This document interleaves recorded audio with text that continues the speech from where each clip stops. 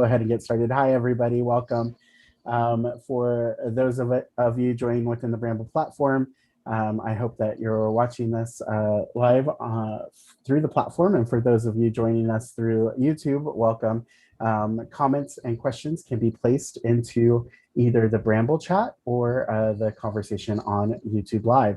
We'll be monitoring both places, and we're happy to have you participate. Again, this beautiful summer evening, welcome everybody.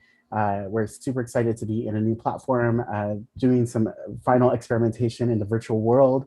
I think everything is starting to open up. We're starting to plan for an in-person event, hopefully in the middle of fall. So things are moving forward. The world is reopening. Things are really fantastic. I just got back from vacation, so I'm feeling energized and ready to go. And excited for all of the fun activities that everybody has planned this summer. We have a fantastic program situated for you tonight. It's all about immigrant founders, amazing founders in the community that are building really fantastic technology. And if you're in Bramble, you've seen some of the amazing technology that's been presented. I'm going to ask each of the demoers just to tell a little bit about their personal story too as they get through here. But the evening will consist of just each demoer coming up, doing a 5-minute presentation, and then we'll conclude with Q&A for each demoer, and then there'll be more networking at 7 o'clock. So we're going to try to get through this as quickly as possible. But before that, just a few quick thank yous and announcements. And if you're not speaking at the moment, I just ask that you mute your microphone. A little bit about New York Tech Alliance. We're a nonprofit organization driving access, equity, and inclusion within the New York tech ecosystem to make it the most dynamic and diverse in the world. If you want to learn more about us, check us out at nytech.org. Again, my name is Andy Saldana. I'm the executive director. We have amazing teammates here, Callie and Doug, to answer any questions that you might have about the organization. A little bit about tonight's agenda. Again, a few quick thank yous, some ground rules. We'll get right to the demos. And then if you have any community ask and offers, I'm going to ask you that you put those in the chat in Bramble. Thank you to all of our wonderful partners that make everything that we do possible. Everybody from Crown Castle to Savity, Work Better, EY, Grasshopper, Google, Frankfurt Kernet, Propeller, Paul Ellis, Verizon, and Rhythm. All of these partners are fantastic providers within the tech community here in New York. If you want to learn more about them, please check them out on our website at nytech.org. We have one more event before we take a quick break for the summer. The next Meetup style event is happening on Tuesday, June the 29th. At 5:30 p.m. It's a very special program. We're going to be celebrating Pride in our own special way. It's a celebration of LGBTQ founders, queer founders, and it's going to be a fantastic event. So we hope to have you join us at that event on Tuesday, June the 29th. If you're planning a tech event and you want to share it with our community, please feel free to submit them at nytech.org/events. Again, anybody who's an event planner or in a community and want to share their events, please be sure to share them on our calendar. We pick a few and send them out in our newsletter as well. And then to support the New York Tech Alliance, there's 3 ways. One is to make a small donation when you RSVP for one of our events. The other is to become an individual or corporate member of New York Tech Alliance. And then the last is to simply make a donation. You can find that at nytech.org/support-NYTA. And then that brings us to tonight's demo, or what to expect tonight. Again, 5 minutes, Q&A, as live a demo as possible, a great lineup of presenters. There is one question that we stray away from during the presentations. And if you go to our in-person events, this is a point when everybody would shut out. What's your business model? Again, we don't really focus on the business model question for this event. We really focus on the technology, the platform, the product, and the story. And then if you want to apply to demo at one of our future events, we ask that you submit the application at nytech.info/apply to demo. I'm always looking for really fantastic companies to put on stage and hoping to connect those companies to our community. A few quick ground rules. Again, use the comment and chat feature in Bramble or on YouTube for your questions for the demoers. We'll be checking those regularly. We ask that you be present in the moment with us here as the demoers present, and then always be respectful. We try to provide an inclusive and respectful environment and we encourage your questions for each of the donors. So thank you so much. And with that, we're going to get right to the program. Georgie, are you online? Again, we're celebrating Immigrant Founder Night. I wanted to see if you wanted to say a few words about why this event is so special for us. Yeah, I'm here. Hi, everyone. I can't see myself, but I hope everyone can see and hear me. Can you see me, Andy? I can, yes. Okay. Hi, everyone. So Immigrant Heritage Month this is the 8th year. So this series started back in 2014, and it's been supported by the White House, the US government in various ways. Previously, I've worked with organizations like Forward.us and the I Am an Immigrant campaign to, support and amplify Immigrant History Month, Immigrant Heritage Month. And here we are as well. It's also Caribbean American History Month. So this is a very important month, and we also know it's Pride Month. So June is a very important and active month. So I'm really happy to be a part of this. As I've mentioned in different times before, I'm a proud immigrant, immigrated here from the island of Jamaica when I was 7 years old, and I've started organizations like Caribbeans in Tech and Entrepreneurship, supported various Immigrant History Month activities because it's so important. Like, we all know that this is the country built by and for immigrants, and so it's just interesting and helpful, especially in New York, that we amplify the voices of immigrant founders and continue to do so as we, celebrate Immigrant History Month and Caribbean American History Month. So I can't wait to see these demos from immigrants by immigrants for the world, and because that's who we are all over. And I'm going to pass it back to you, Andy. Awesome. Thank you so much for that, Georgie. It's always a pleasure to have you with us. Georgie is not only a board member for New York Tech Alliance, but also a co-conspirator in everything that I do. So she makes virtual events happen. If you have a virtual event or a virtual need, I recommend connecting with her. She is a rock star when it comes to all of that. So please be sure to check out Georgie. I'll drop a link to her website in the chat and then just a little bit. And with that, we're going to get the show started. First off, to kick things off, we have Vladic, and Vladic is going to tell us even more about Bramble than what you've been experiencing walking around. So Vladic, I'm going to turn it over to you and make sure that you can share your screen. I'll turn off my camera and then I'll let you take it away. Absolutely. And you can see me and my screen right now, yes? Not you yet, but we're going to fix Just that. My screen is fine. That's there no you problem. go. We're all fixed. And so okay. Well, I'll be back in 5 minutes. Great. Andy, thank you so much. It's actually like a big honor to be at the New York Tech Alliance. I was a huge fan of this meetup before the pandemic, and it is wonderful to see this virtually and to participate. And especially with the theme, the immigrant founder. For myself, speaking personally, I was born in Russia, and if I wasn't an immigrant, I don't think I would have become a journalist. And if I wasn't a journalist, I wouldn't have met my co-founder, who's also a journalist. And if we hadn't been, immigrants and journalists, both of us, then I don't think we would have started the company we did. And I don't think we would have gotten to Bramble. So it's a deep part of the story. And I'll kind of start with that. I want to give you a little quick background about Bramble, and then I'll show a very quick demo here as a video for anyone who's not actually running around. And then I'll sort of continue with, just kind of unpacking where we're going. So Bramble was built by Artery. That's the company we actually founded. Bramble is a new product from our company. And Bramble was a very proudly in real life company where we connected artists who had ideas with people who wanted to open up their private spaces for intimate cultural showcases. And we were having a fantastic year. And in 2020, we were just about to expand to 6 new cities. We had tripled our staff. And we were going to have intimate in-home gatherings all over the world. And then the pandemic happened. And it was almost comically inappropriate. It was really like the worst possible thing to be trying to do during a pandemic. So of course we stopped. We immediately moved everything virtually. And we learned something from that experience. As our community started doing Zooms and Google Meets, and that was kind of the main stuff in the beginning, we did hundreds of these. And we really quickly realized that gatherings are not meetings. This means that when we're doing like a Zoom or something like this, we are all speaking, one of us is speaking at a time. The New York Tech Alliance folks did an amazing job having this agenda where everything's moving, but it kind of makes everything feel like a meeting because only one of us can talk. And there are breakout rooms, there's all these sort of clumsy things on the side, but it really doesn't feel like a gathering. And so social activities shouldn't feel like meetings. They should have some kind of freedom and serendipity and joy to them. And that's what we mean when we say, you know, a more human way to gather. And so Bramble was what we sort of as a company pivoted toward during the pandemic, saying, what do we know about these intimate gatherings? And how do we kind of reinvent the technology to be more appropriate for this?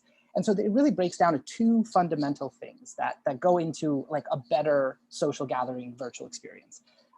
Our proprietary sort of fluid video technology, which sounds really fancy, but it'll make more sense in the video. But basically when you get closer to somebody, when you move around and you get closer, their video and their audio pop in.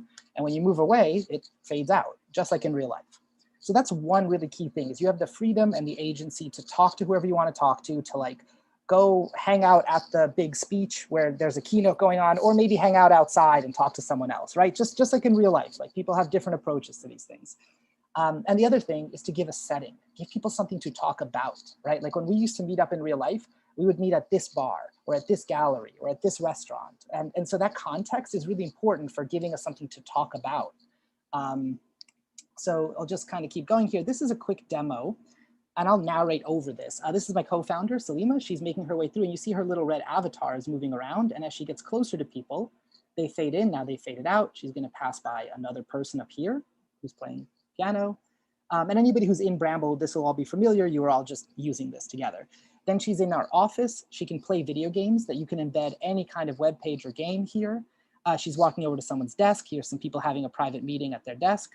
So there's private zones. Now she walked into like a larger sort of boardroom meeting area where someone has a spotlight. She clicked on the presentation. The presentation is an embedded Google Slides. Okay, now we've jumped to our conference world. This is where these are all real users of Bramble. And this is like a convention or a conference where, again, people have embedded a type form. So you can talk to the person at the booth, check out the type form. Here's Doctors Without Borders. They actually just had a 400-person event or something like that. And they've embedded a donation page, which makes a lot of sense for them. So that's kind of how Bramble works. You move around, you run into people, you see them, and you engage with all kinds of embedded content in these worlds. Now I want to tell you a little bit about where we're going, though. Oops, how do I? There we go. So these worlds are fully customizable. This was recently like a little market that Rise created in our world. And you can see like we did not have the imagination to put this giant disco ball, these balloons, all this stuff. You can drop in whatever you want. You can replace the desks. Anything that is a picture can go in here. You can set the like Z index so people can walk behind it, in front of it. So everything's customizable. You can embed videos, audio, websites, whatever you want. We've had a lot of brands that tell their story. So Kickstarter, for example, which has been using Bramble for all kinds of things internally, everything from virtual headquarters to gatherings for their creators. And so, for example, in the back here, they did this whole like buffet and soup and gathering was for so a special dinner, for a virtual dinner for their creators. We've had Vice premiere Vice News on Showtime. They had a premiere in Bramble. The Folk Alliance International, which is the 4th largest music conference in North America, they did their festival here.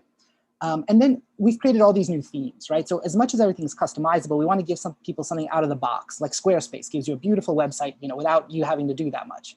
So this is our new forest theme. This is coming very soon. This is some of the concepts for the next series of themes. We've got like a sort of bohemian lounge, we've got a Western theme, a sort of Scandinavian aesthetic, and then we get kind of wild with underwater stuff and dark forests and all that stuff. So all these worlds are going to be selectable, but of course you can continue to personalize them. And I just want to talk about how the future is sort of going to be hybrid for events. You're going to kind of combine, you know, in real life food, snacks with a virtual experience as well as a physical experience. I'm kind of running out of time, so I'm going to very quickly just go through some of the use cases we've seen. This is a virtual headquarters where people literally have their office, people hang out there, they do meetings, they use Miro and Figma and all that stuff embedded. They play games, happy hours. We've had virtual events, again, large industry events, after hours parties. We've had performance venues, House of Yes. Anyone in Brooklyn knows about House of Yes. They did their Halloween, their epic, like iconic Halloween in Bramble. It was actually our first event, which was an absolute thrill and terrifying and amazing. And then festivals, we've had dozens of festivals do this. We've gotten some wonderful press. And I'll just end here. We would love to offer the community you know, basically it's free to try for anyone. So if you've got up to 10 people, go ahead and just go to bramble.live and make your own world. But if you do want to upgrade and you've got a larger team, we are happy to offer a 30% discount. So please take advantage of that and reach out to us. That's it. I think that was almost a little over, something like that. But yeah, I would love to take some questions if anybody has any. Awesome. I know that a lot of the attendees have been experiencing Bramble in the environment while we're here. And I have a lot of questions. I always do. But let me see if I can spotlight. Can you go ahead and stop? Actually, just leave it up and I'll see if we can. Oh, I can stop sharing? Yeah, if you can stop sharing. I can definitely do that. Awesome. There I go. Actually, there I am. So there we go. We can have a nice little conversation.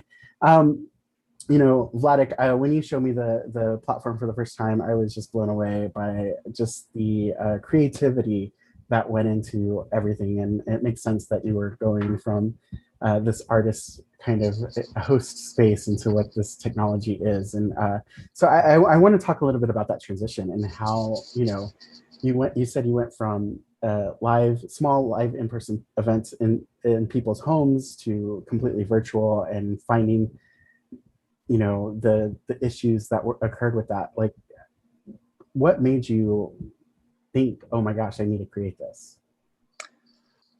That's a good question. You probably remember that time like I remember it very clearly from the business side of my life, like the professional side, where, you know, you keep thinking, oh, maybe in 2 weeks it'll be over. Maybe in 2 months it'll be over. Oh gosh, maybe it'll go away in the summer, right? Like that was the period where we were really trying to figure out, you know, do we focus on virtual events? Do we just wait? Do we go into hibernation? And once we started to sort of realize, it was, I would say, honestly, frustration is a good way to put it. It was this idea of like controlling your destiny, you know, the unknowing of how long you're going to be waiting, what to do with the staff, what to do with the technology, what to tell your, you know, your backers and your partners and advisors. And no one had any idea, right? There's no playbook for a global pandemic. And so we sort of took a leap of faith and we said, look, this technology really is just not well suited to a use case. Like I think we really believed from doing all these events that like this just is not social gathering. This is us having webinars that we're turning into social gatherings. And believe me, I mean, it's not like people weren't doing incredible stuff on Zoom. It's just, it could have been better. And then our dev team really dove in and spent a few months just hammering out a proof of concept, really a lot of backflips to make this all work. And then we've just been consolidating since. So awesome. Hopefully, yeah. Yeah, I'm really impressed with everything that you built. Again, you and your team are tremendous, doing a tremendous job, and I'm so glad that we're getting to experience it firsthand. I've played with a ton of virtual platforms over the last year, and I've seen every kind of possible configuration, and this one brings me so much joy. So thank you for creating something like that. We do have two quick questions from the audience. The first one is about offering features about assembly. I think this speaks to how do you customize an office space and how do you create a virtual office space for your team? I'll give a very brief answer on this because obviously reach out to us and we can give you more details, but our philosophy, we're actually in the process of putting out, I think another week or two, we'll have our sort of 2.0 for customizing. It's very exciting for us internally. You customize by creating assets, right? So any kind of images that you have, you can pop in, resize them, move them around, and then you can embed things into any of those images. And you can also embed other media like audio or video into the world. Now, does that mean you can create I see the full question here, like creating blocks, like a sort of different rooms and stuff. Our philosophy is we're going to give you a whole bunch of different templates that some of them are for a classroom, some of them are for an office, some are a rooftop.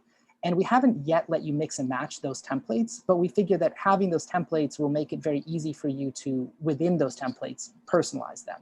And then of course, on our roadmap is the ability to just add new rooms like blocks. But for now, we think more like Squarespace, where with the least amount of effort, you're going to have something beautiful, and then you can build on that.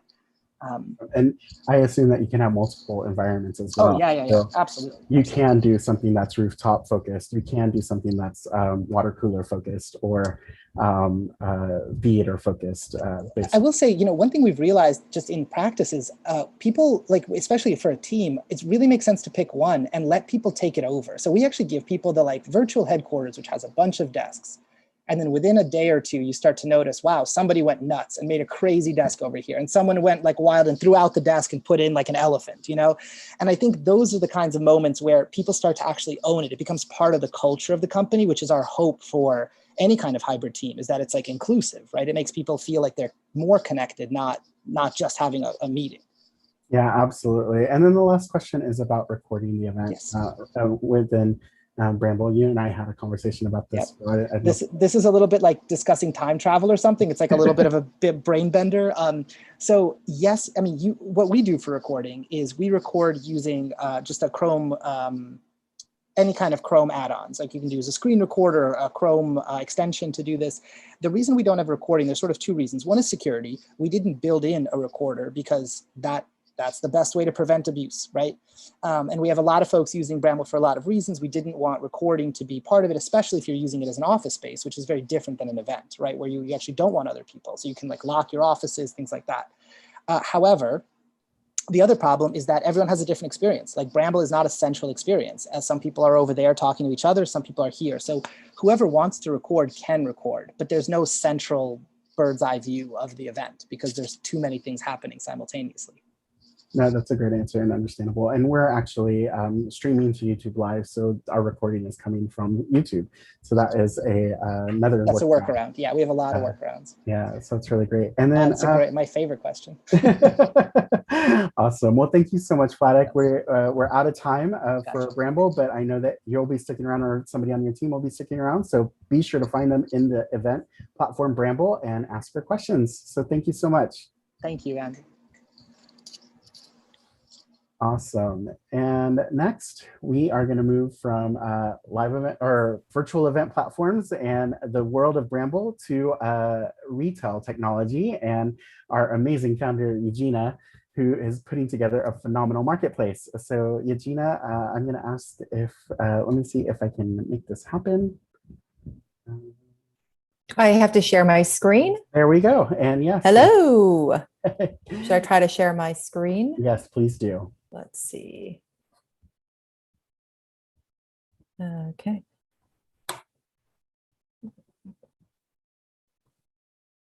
Sorry, 1 second.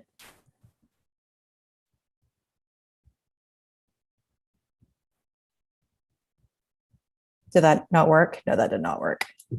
No, not. Sorry, I got a new computer because my last computer died. I'm having a little bit of trouble here. No, 1 second. no problem. We'll just continue to patiently wait while you get that situated. And you know, I'm really excited to have you present. I think. Eva, can you help me? Sorry, I got to ask my CTO to help. Oh, 1 no second. worries. Sorry, I should have checked this before. Is it not just letting you pick the screen from the share screen option? Yeah, it's just I'm not used to having a Mac. Sorry, 1 second. Okay. It's awesome. Well, while we're waiting, let me see. We'll hopefully get that situated and make sure that Eugenia gets brought back on screen. But we have, in addition to Eugenia and Ravich, we have 2 more demoers beyond that. Silverstr with Make 3D, and then Kenrick from Squeeze Cash. So I'm really excited to see both of those demoers come up. And if we're not able to get Eugenia on screen in just the next minute, we'll move on to Silverstr.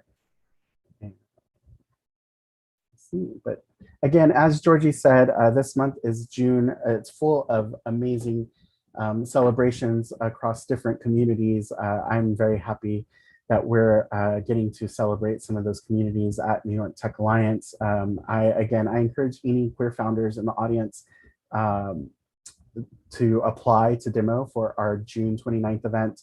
I'm looking for some amazing queer founders that are building really fantastic technology. We do this every year. This is, I think, the 5th year that I've been doing it, and I'm always excited to see the phenomenal tech that happens. All right, Eugenia, we're gonna go ahead and move on to Silverstr, and we'll try to get you situated in the next segment.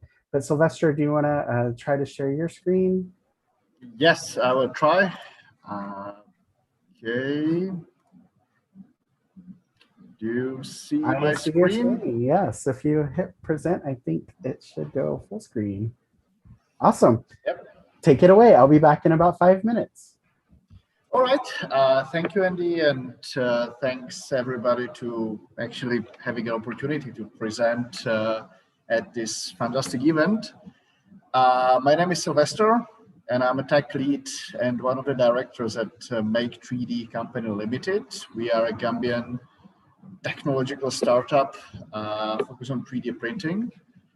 And well, at the beginning, we discussed immigration, and basically, I'm originally from Czech and came to the Gambia in 2017 for working for an NGO.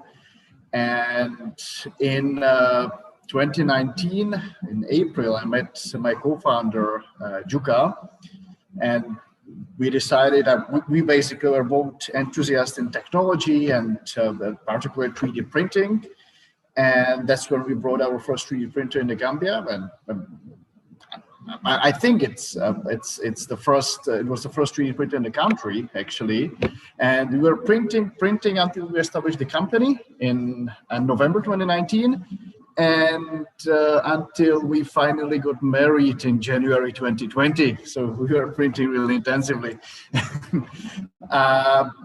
What we do, our focus is to provide access to 3D printing to Gambian entrepreneurs, institutions, students, universities. And when we first actually introduced 3D printing to the Gambian market, very few people were aware of this technology and what it can do and what it cannot do. And most of the questions we were receiving, like, are you printing t-shirts or are you printing stickers? I said, well, no, really, 3D printing is something else. And so that's what was actually one of our main challenges, is to create demand for 3D printed products. And that's why we decided to take a little bit different approach and to find out what is actually the barrier of increasing demand for 3D printing products, and how to increase the awareness about a 3D printed solution. So what we do, we provide functional, contextualized, and mainly scalable applications in 3D printing, and mainly by building capacities of other institutions, hospitals, schools, entrepreneurs, companies in 3D printing. So at the moment, we are no longer the only 3D printing company, because we have built capacities of the others. And in order to create like a network of decentralized manufacturing stations. We focus on FDM and SLA technology at the moment, and we collaborate with UN agencies, research institutions, and hospitals. And our project, Make 3D Medical, has been shortlisted by the Royal Academy of Engineering Africa Prize 2021, which is also a big honor for us. So we focus on three main aspects of 3D printing, or three main areas, sectors. One is medical, another one is education, and the other one is general manufacturing.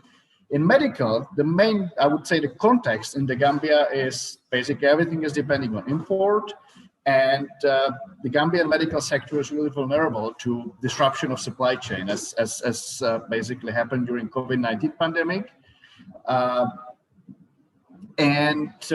So that's why we decided to take basically two approaches. One is the customization, mainly in orthopedic and prosthetics manufacturing. And the other thing is rapid response, mainly in respiratory solutions that can be 3D printed. Valves, different connectors, or I would say experimental devices to provide rapid response in the medical sector. The main challenges that we are facing here is standardization and certification, because basically local authorities, they do not recognize 3D printing and are not really aware of its capabilities and of course its limitations. So we are trying to work with local authorities to actually build their capacities and to understand what 3D printing can solve and what 3D printing cannot solve. Another area is education and 3D visualizations using 3D printing. Again, in the local market, there is lack of contextualized and customized educational devices. and especially in the special needs education and assistive technology. So that's why what we are doing is haptic maps, localized, contextualized visualization of architectural, geographical, historical sites, lab equipment, and also we offer training programs for schools. The challenges is, of course, accessibility, because, for example, right now we are based in the coastal part of the Gambia, and one of the main challenges that we are facing is how to get our technology to those beneficiaries and those students who are based in the rural parts of the Gambia, 300 kilometers or more from our location. How to do it systematically, not how to do it once or twice. And of course, another challenge that, it's more like a product development, design challenge is the lifespan of the products. We are trying to constantly improve. And the last sector is the business enhancement and general manufacturing. Again, Gambian industrial and manufacturing sector is really not really significant. Most of the industry is depending on import. So we are trying to create a database of contextualized solutions that can be 3D printed and can be mainly economically viable, right? Because as you all know, 3D printing might not be really scalable in terms of quantity and mass production, but we are designing products which can be actually part of manufacturing process as a tools, like stencils, soap molds, bike maintenance tools, which are actually economically viable. So what is our vision and where are we actually going? What we want to do is to build a network of West African 3D printing capacities through companies, NGOs, and entrepreneurs. Also, and one of the challenges that I think the 3D printing sector face in local context, in the regional context, is that actually there are millions of 3D designs available from open source repositories, right? But only a fraction of them can be used in local context. So what we are doing is building a contextualized repository of 3D designs and 3D printable solutions. And of course, internally, we are building a strong, resilient team, being able to provide a rapid engineering emergency response, as we did during COVID-19. And one of the key tools that we are developing right now is a user-centric customizer, basically, which will be the software product to bridge the gap between the, I would say, local needs and customizing needs, and maybe not sufficient knowledge of 3D design or CAD in some of the facilities like medical facilities. So coming back to the first what I said, right now we are providing Gambian solutions for Gambian problems, scaling up to local solutions for local problems. And our vision is to build a network of local solutions to solve global problems using 3D printing. And well, thank you for your attention. If you wish to contact me, you can email me at info@make3d.org, or this is my number. You can visit our social media, Make3D Gambia, or visit our website, make3d.org. So I hope that I didn't take more time that I was allocated to, and thank you for your attention. Of course. Thank you, Silverstr, for that amazing presentation. And just for a little bit of context, we had some issues last month with the connection, and so Silverstr this is experience number 2 with the New York Tech Meetup presentation. So it was phenomenal. I really enjoyed the presentation, and thank you so much for making time to join us again this evening. It's a lot of information to take in, and I think one of the stories that really captured my attention when we were researching the company was how you implemented 3D printing during the COVID responses and during and that piece. If you could talk to a little bit about what that experience was like, I think that would be really amazing to hear from your point of view. Of course. Well, basically, 3D printing provided response for COVID-19 pandemic, especially the production of PPEs or I would say rapid response medical devices all over the world. Most of the I would say I'm guessing right now, but I would say in most of European countries or US or other countries, most of the people having 3D printers were producing PPEs, especially shields for local hospitals, local health centers, local health workers. So that was a great example of, I would say, voluntary, decentralized manufacturing and solution to disrupted supply chains. In the Gambia, our situation was different because we were the only ones having 3D printers. So in order to be able to provide, I would say, solutions in the larger scale, we partnered with local institutions, especially Medical Research Council, UNIT de Gambia, the London School of Hygiene and Technique and Tropical Medicine, where together with their biomedical engineering teams, we developed standards for production of local PPEs and also developed several respiratory-related medical devices as a COVID-19 response. And basically, throughout our collaboration, we build their capacities in 3D printing. So right now, they are having their own 3D printers and their own, I would say, design expertise, so they can work independently. So right now, us, them, and several other institutions that we have built capacities in 3D printing are capable to provide response in case that another situation like COVID-19 happens. Yeah, that's amazing. No, thank you. And really fantastic story. I think that that's phenomenal to show exactly how you're building the capacity for these things to happen in quick reactive time. So that's phenomenal. So how could someone from New York help support Make 3D in your what you're trying to accomplish and what your vision is?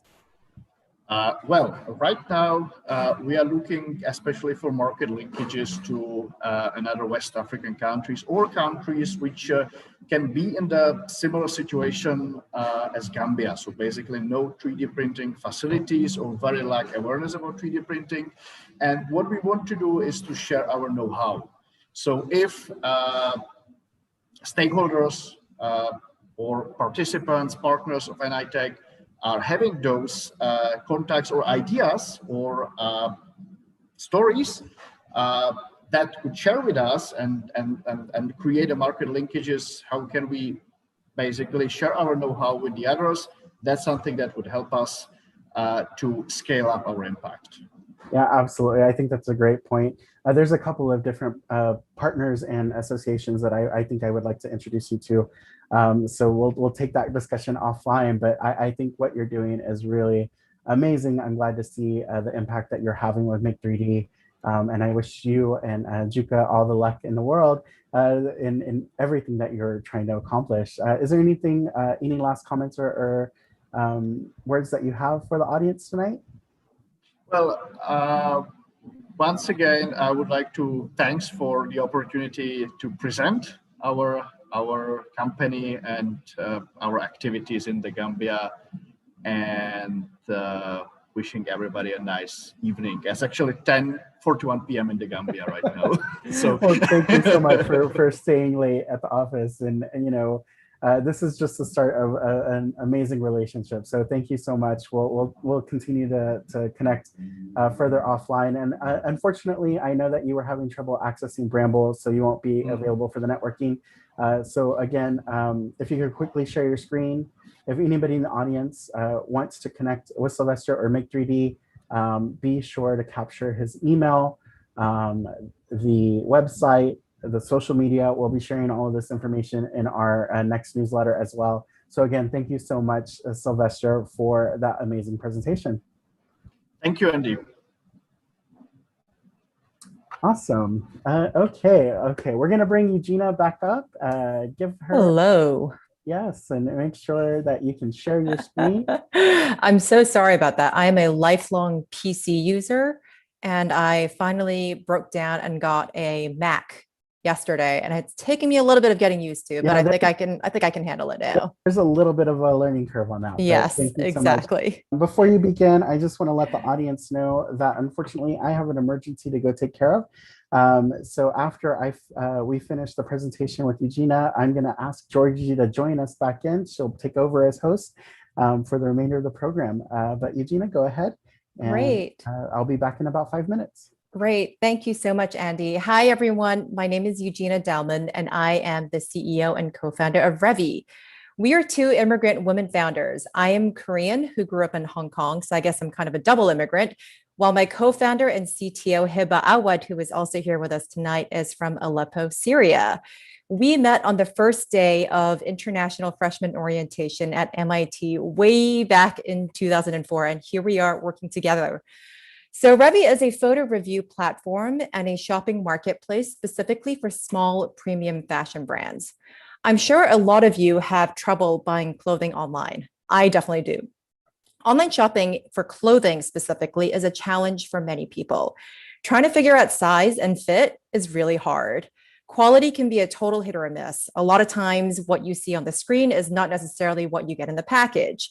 And even though a lot of brands boast about easy and convenient returns, let's face it, it can be a real hassle. And all of these issues are further magnified when you're buying from smaller, non-mainstream brands.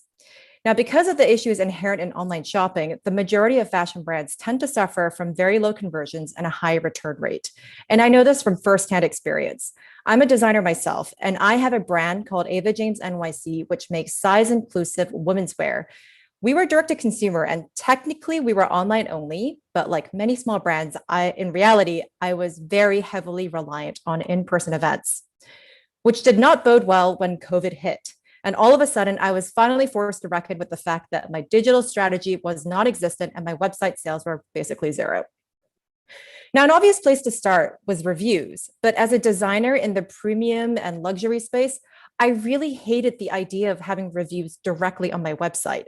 I thought it made my website look too cheap, transactional, very Amazon sort of fast fashion-y, and that's when the light bulb went off in my head. What if we had a third-party review platform that was full of customer photos with actually helpful stats like height, weight, and size purchased? So something like this. You can see immediately how things look in real life on non-model bodies. And a lot of times it does look a little different from the product photos.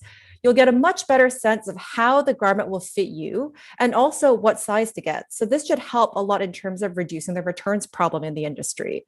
Not to mention, there's also social proof that this is a legit brand and other women have also purchased from this company. Eventually, what we want to do is change how women shop for clothes. So instead of looking at these gorgeous, beautiful, tall, slim women and trying to do the mental gymnastics of, will this fit me? Will it look good on me? What if you could plug in your height and weight and see what other women who look like you are buying? It'll be a completely new way of doing discovery. And also, we believe it'll be a lot more effective than the way we shop today. It's really easy to add a review. You just go over here, you add a review. You can click on whatever brand you want. This is actually my brand. You can pick your product, and all you have to do is fill out a form. Now, the only caveat here is that we do require a photo, but the review itself is actually anonymous. We don't publish your name. We don't publish your email, nothing that can associate the photo with you. And that's because, size and weight is a very sensitive topic for a lot of women. So we have 30 brands on our platform right now, and we've managed to generate close to 100 reviews since we launched about 2 months ago. We have brands across the entire fashion spectrum, so everything from apparel to shoes to jewelry.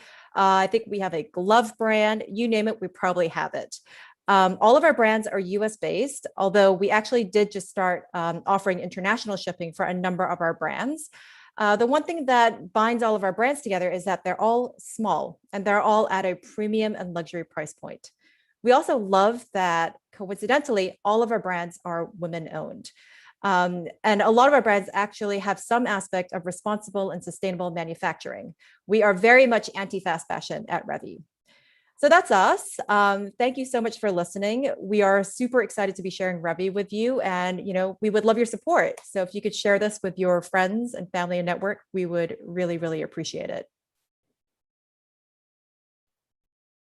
Awesome. Thank you so much, Eugenia, for that presentation. Super right on on the dot going through that. So thank you so much.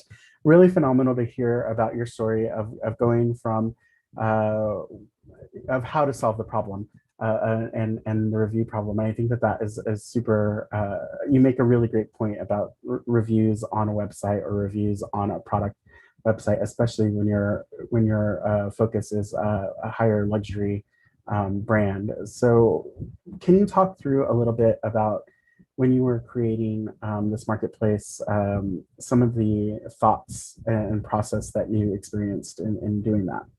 Sure. So I actually came up with this idea probably last April. I think it was late April, early May. And the reason why I came up with this idea was, my brand basically was dying I was going to say a slow death, but it was actually a pretty quick death. And, I was going through this whole conundrum of how the heck do I make online sales better? And in the back of my mind, I knew that I'd been trying this for 2 years and I was nowhere near close to a solution. So I actually went all the way back to the drawing board and I thought about, how do I personally shop online? I am really, really big on online shopping. And, I realized as a consumer, I do so much research. My old job, they used to call me the queen of Google, and I would find literally everything I can online. And I realized if people try to do that kind of research for my brand or brands like my brand, they were going to come up with nothing. So in my mind, I was like, there's this really big disconnect of how I was thinking as a designer and what my customers needed from me in order to have that marketplace come together. So that was sort of like the thinking behind this marketplace. It was, let's take the designer hat off. Let's think about how the consumer thinks and how they actually shop for clothing and create a marketplace where the two minds can meet. And to me, it was shocking that this did not already exist. Yeah, no, that is shocking considering that problem that you were trying to solve. And I know that you're in the early stages of the launch. What are the biggest things that you're needing to get to the next stage of the business? We would love feedback from a lot of people. Obviously Hiba and I, we're both shoppers ourselves. We have our own network of people who've given us a ton of feedback on how to improve our reviews, how to make the reviews more helpful, but obviously the more feedback, the better. The other thing that we would love is, if there's anyone in the audience who's looking for specific things that they'd like to see, if men are clamoring for this product, we'll go out of our way to try to source a couple of menswear brands. Or, if there's certain folks in the audience who know of this small brand that they really love and they would love to get that brand out there in front of more eyeballs, we would love to support that brand as well. Awesome. That's really great. I know I'm clamoring for that. Shopping virtually is a nightmare for me.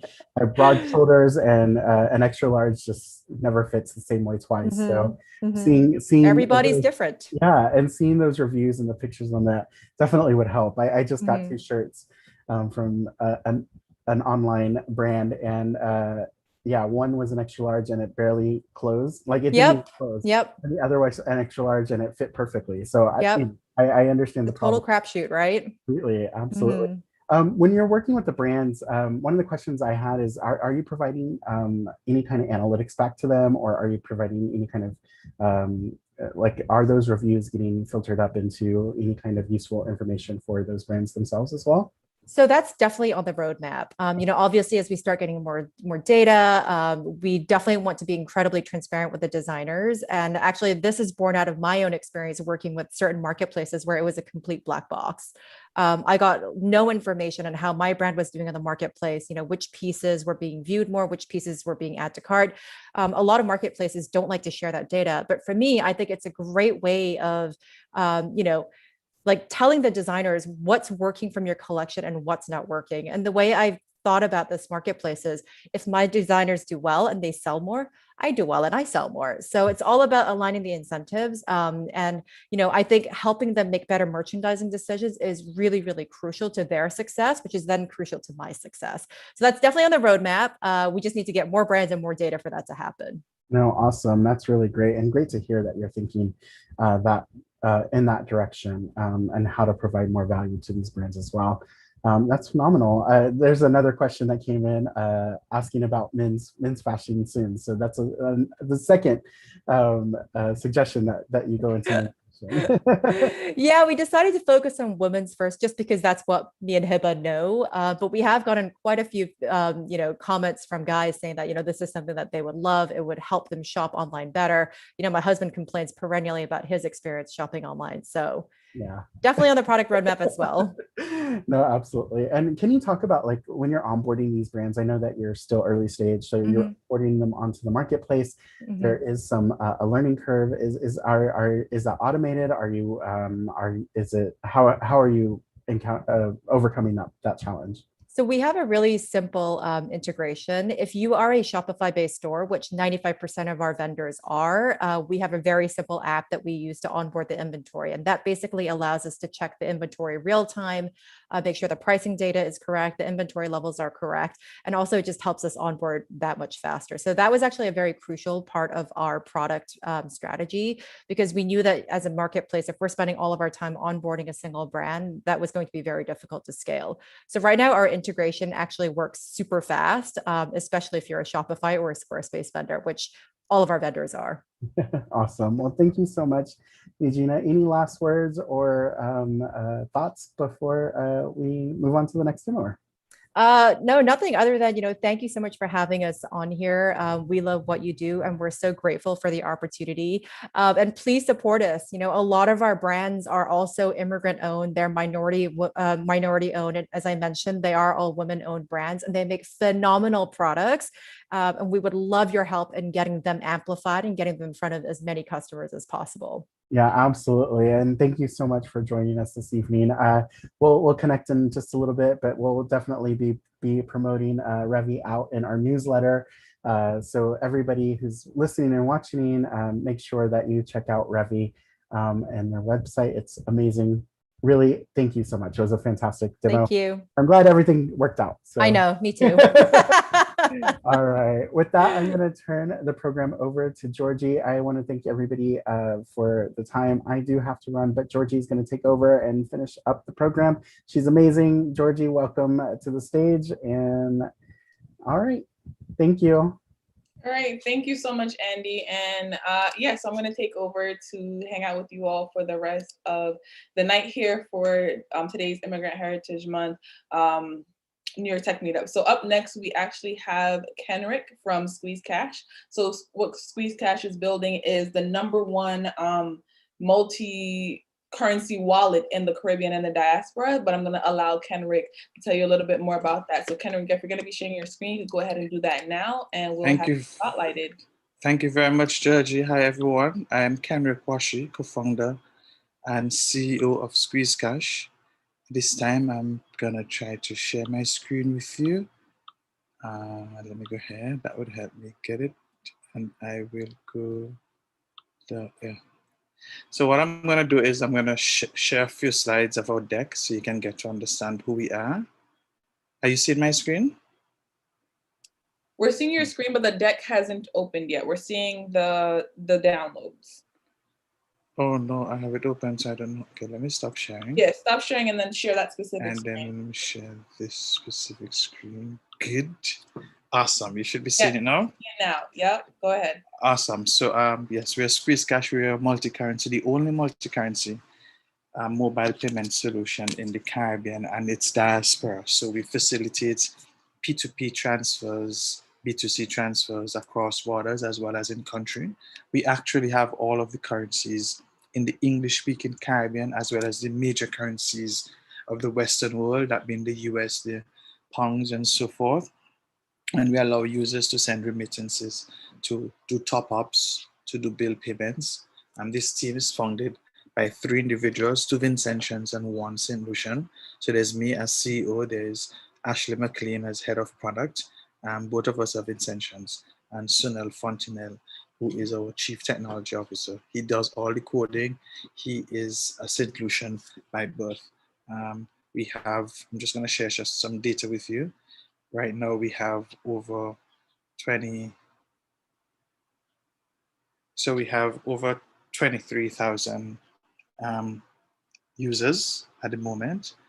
and our application has been used within the last year, because we officially launched in November 2019 and transferred over $700,000.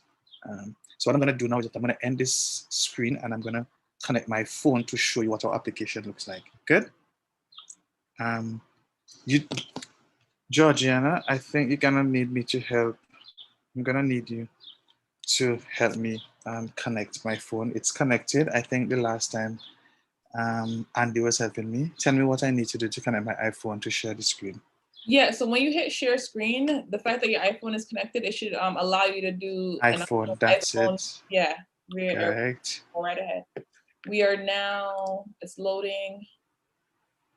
All right, we're seeing. Awesome. Good. I'm really fascinated by this technology. So yeah, this is the icon.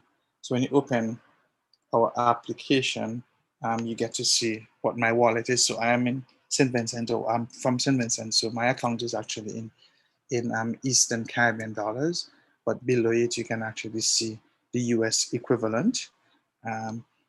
So if I want to send to users, individuals, I must first add them as a contact, and everybody has a unique squeeze ID. If you go to the top center icon, you'll be able to see what your squeeze ID is, your verification level, link your bank account, etc., so that you can cash out. If you want to add funds, you go to add funds. You select a voucher amount, or you can go to continue and customize your own value. I think something is wrong with my thing. I think something. Yeah, we lost your screen for a second. Did you close that? Yeah, no, it's asking me to trust something. Yeah, just go ahead and trust. It's just asking to make sure that you trust your computer that you're connected to. But I'm not seeing the request. All right, let me do that over. Share screen. I'm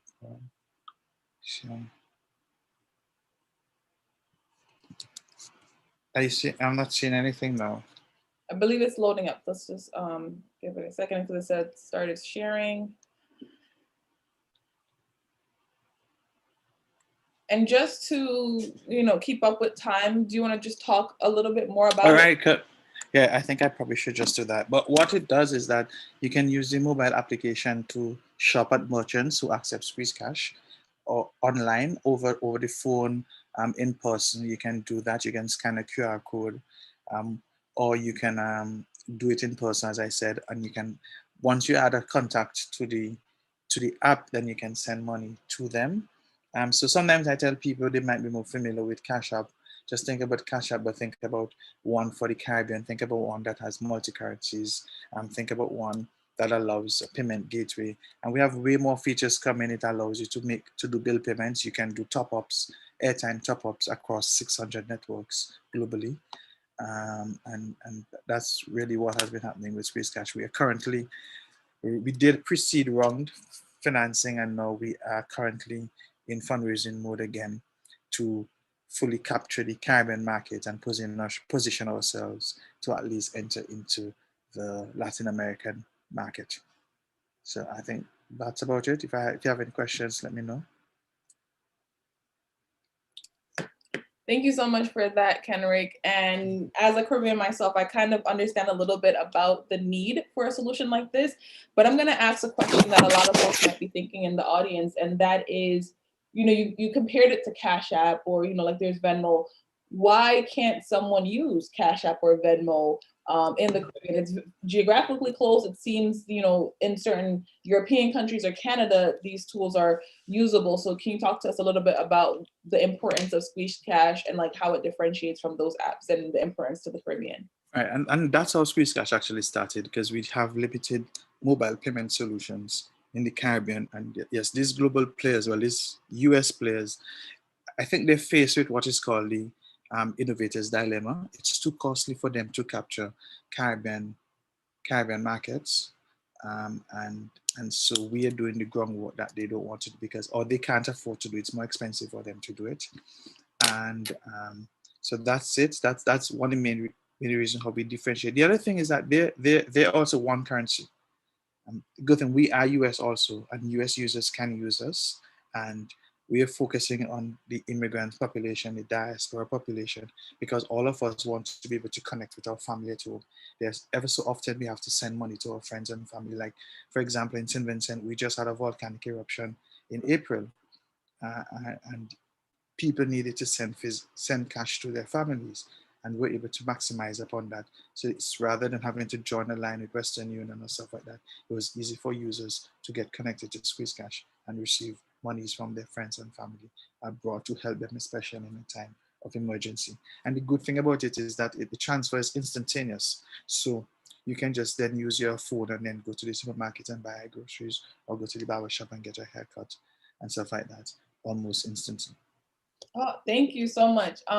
We have a question from the audience in regards to any plans to incorporate cryptocurrency, and I'll follow that. I have a second question to add on to that, but you can answer that one first. Do you plan to incorporate crypto?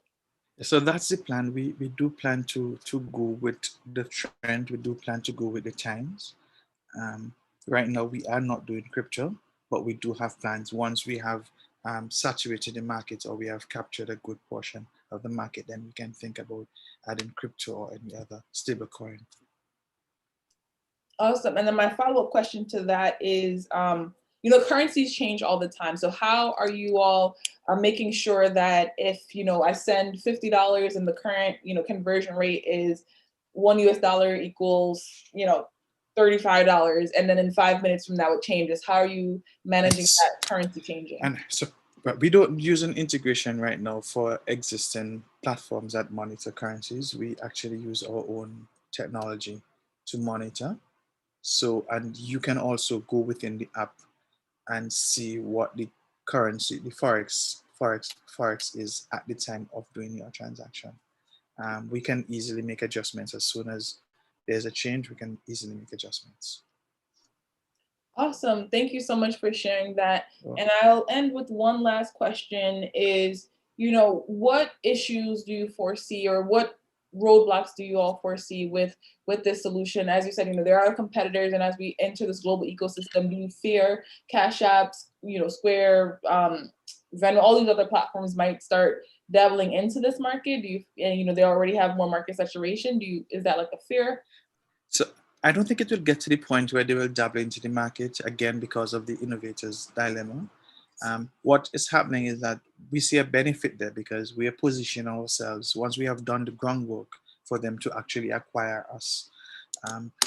But what our challenge is currently, and that's why we're raising capital, that's what the solution is to our problem now, is we have to address all of the regulatory concerns that exist, and compliance is expensive. So we are taking care of that now. The thing is, the Caribbean has small islands, and every island has its own regulator. And so you have to handle all of that and try to have some uniformity with the different regulations in the Caribbean, so that the platform runs smoother. Because while we can make some adaptation, we can adapt to some special requirements of jurisdictions. There are just some applications, some functions that are going to be uniformed, and we would like for at least the regulatory bodies to see eye to eye with these things. Awesome. Thank you so much for that presentation, Kenrick. Thank you for having us. In Bramble for the networking time, so folks could definitely connect with you there. Oh, definitely. Alrighty, everyone. So that is it for tonight's Immigrant Heritage Month New York Tech Meetup. And we're going to close out with our continued networking on the Bramble platform. But before we go, I just want to say a thank you to all of our presenters tonight. Ravich with Eugenia, Vladic from Bramble, Kenrick from Squeeze Cash, and Silverstr from Make 3D. So if you guys want to connect with them, go ahead, go back to Bramble, continue networking, continue connecting, meet other people that are currently on the platform as well. And we'll see you again this month, towards the end of the month, for the LGBTQ immigrant, so all these months, LGBTQ Pride Month immigrant, I keep saying immigrant, celebration of the New York Tech Meetup. Oh, there's so many months to celebrate. So go ahead and apply if you are a LGBTQ plus founder. If you're interested in applying, go ahead and apply to that, and we'll see you towards the end of the month. Thank you for attending tonight's New York Tech Meetup, and we'll see you again in the end of June. Bye, everyone.